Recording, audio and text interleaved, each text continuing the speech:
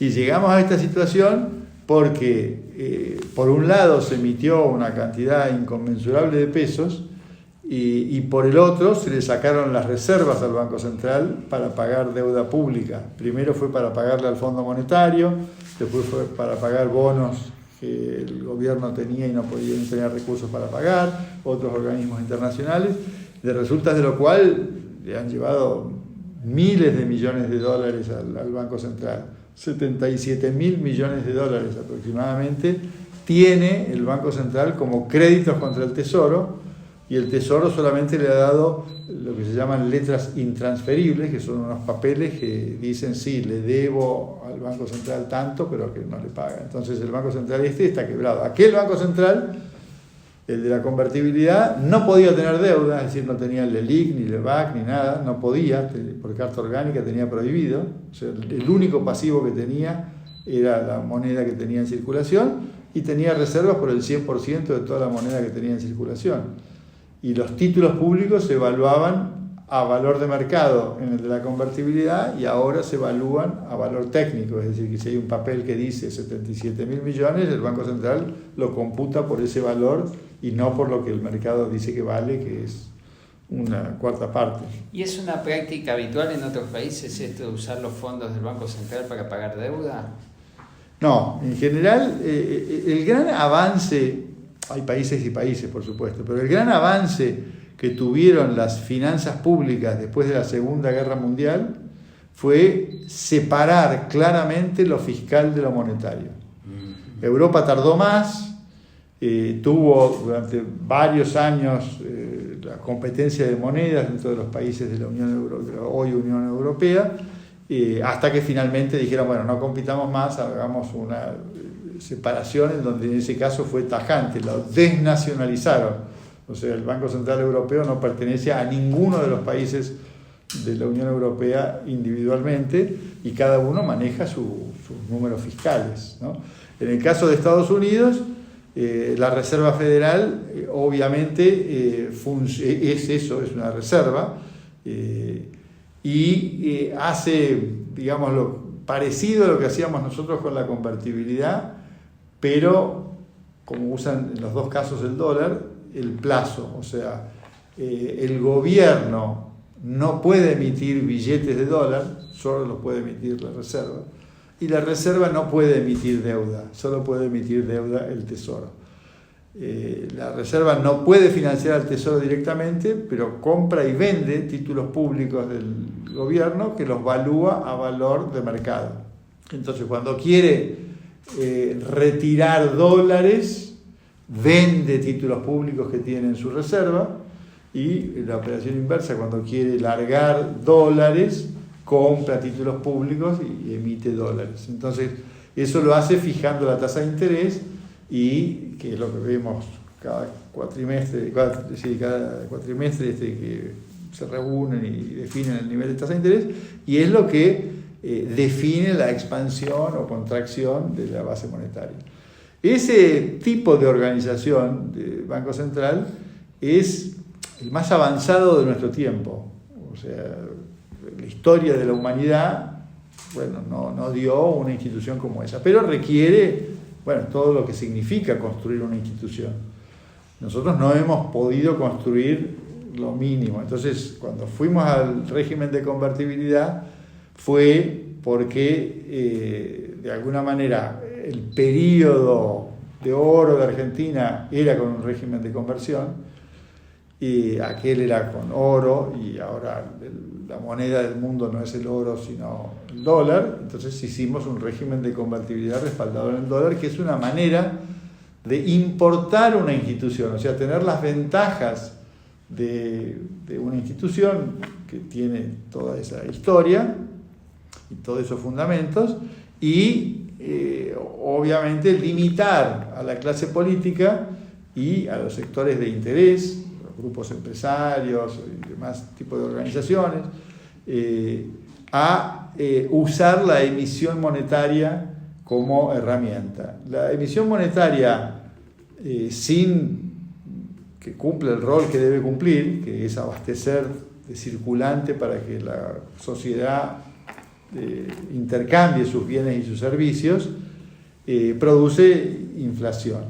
Pero la inflación inmediatamente produce efectos sociales de pobreza, y entonces se busca subsidiar la pobreza mediante emisión monetaria. El subsidiado vota a aquel que lo va a subsidiar, y entonces termina siendo una gran interferencia también en la calidad de la democracia.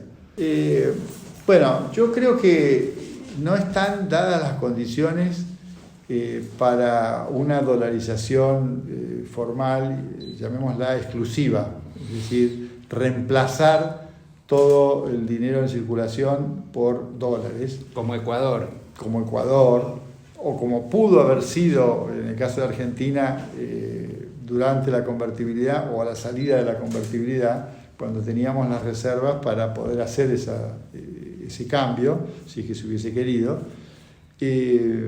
Nosotros no quisimos, en el momento en que se hizo la convertibilidad, ir a la dolarización. Quisimos ir a la convertibilidad precisamente porque era un régimen que tenía historia en el país, que se identificaba con esos años, esas décadas de crecimiento de principios del siglo, y porque nos parece más conveniente desde el punto de vista financiero, desde el punto de vista monetario, desde el punto de vista político. Fundamentalmente porque las reservas, al estar en el Banco Central, rinden una ganancia para el que tiene las reservas. En el caso de la dolarización, las tenencias de dólares benefician a la Reserva Federal, que es la que emite el dólar, ¿no? Ahora, los recursos que son necesarios para eso, teniendo en cuenta que el Banco Central no solamente tiene pesos en la calle, sino que tiene deuda, son muy importantes. Y Argentina tiene, además de la necesidad de resolver su problema monetario, otras necesidades fiscales acuciantes, más si va a tener que hacer un programa de reformas. Entonces no coincido con esa necesidad. Es verdad, sin embargo, que desde 1943 en adelante, y sobre todo después de la reforma del 49, cuando el peronismo toma el control, se nacionaliza el Banco Central, toma el control del Banco Central y hace una reforma constitucional dándole la facultad de emitir moneda al Poder Ejecutivo y no sacándola del Congreso. Bueno, comenzó una etapa de inflación estructural de Argentina, y ese Banco Central, hasta nuestros días, salvo el periodo de la convertibilidad de los 90, no ha cumplido con su obligación principal, que es mantener el valor de la moneda. Tenemos una moneda. Ahora, Perón en el 52 se estabiliza, ¿no? Baja la inflación. Perón en el 52 empieza a hacer un esfuerzo de estabilización, pero ya había modificado el marco. O sea, en el 30, cuando se sale de la convertibilidad a oro, con una crisis tremenda y que mostraba el final de ese ciclo, se funda el Banco Central en el 35, o sea, del 30 al 35 hay una transición, en el 35 se funda el Banco Central, era un Banco Central mixto, y es un Banco Central que controló, parecido a la Reserva Federal. Argentina tenía un enorme prestigio internacional, similar al de los Estados Unidos, aunque parezca mentira, y ese Banco Central era mixto de capitales estatales y privados, y cumplió razonablemente con su función monetaria. Pero esas restricciones que imponía la política monetaria después del golpe del 43 empieza a ser, digamos, no funcional a la dinámica que tenía ese movimiento, y a partir de primero el chisporroteo con el Banco Central, se decide estatizar, luego se nacionalizan los depósitos bancarios, y el Banco Central pasa a ser el que manejaba todas las finanzas de la Argentina, digamos, ¿no? A quién le prestaba, a quién no le prestaba, el nivel de tasas de interés, cómo fraccionaba, es decir, era una herramienta del gobierno. Y eso, claro, cuando hay una conducción centralizada, como es la que mantenía Perón, durante un cierto tiempo, con sus desvíos, puede funcionar, lo puede hacer un programa como el del 52 y limitar, pero una vez que queda diseñado de ese modo, ya es difícil volver a poner el genio en la botella. Nosotros lo pudimos volver a poner con la convertibilidad, pero después decidieron romper la botella nuevamente y ya ahora está suelto, hay que volver a resolver ese problema. Sí, obviamente si uno pone en marcha ese tipo de políticas, es probable que eso suceda. O sea, la dolarización es una palabra que expresa múltiples alternativas. Si la dolarización es simplemente reemplazar, primero hay que tener los dólares, a qué precio se consiguen los dólares y cómo se cambian los pesos por los dólares, etc., ¿no? Pero eso no es, el único camino. O sea, el camino que yo señalo no es la dolarización. Yo señalo un sistema institucionalizado, un sistema bimonetario.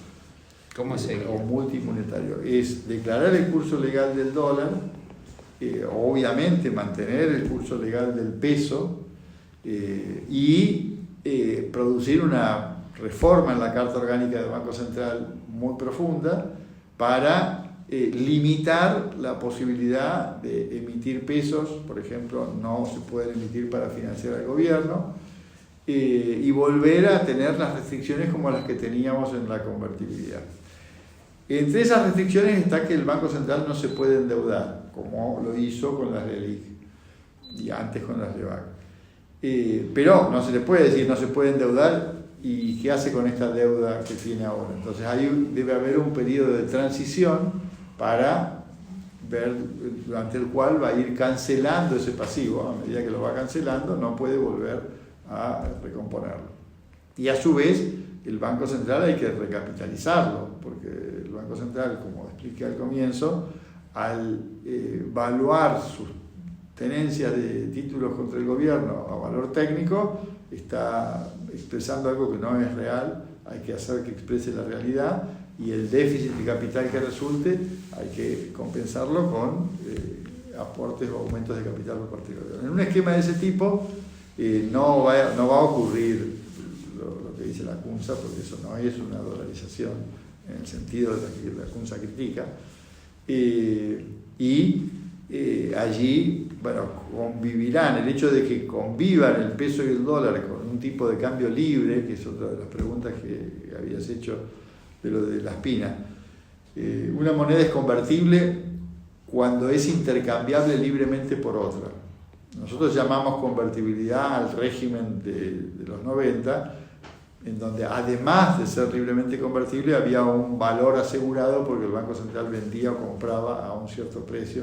Entonces la gente traduce como si convertibilidad fuese tipo de cambio fijo, pero convertible también es si no hay restricciones para cambiarlo por cualquier otra moneda, no hay cepo, y entonces yo puedo con los pesos ir y comprar dólares.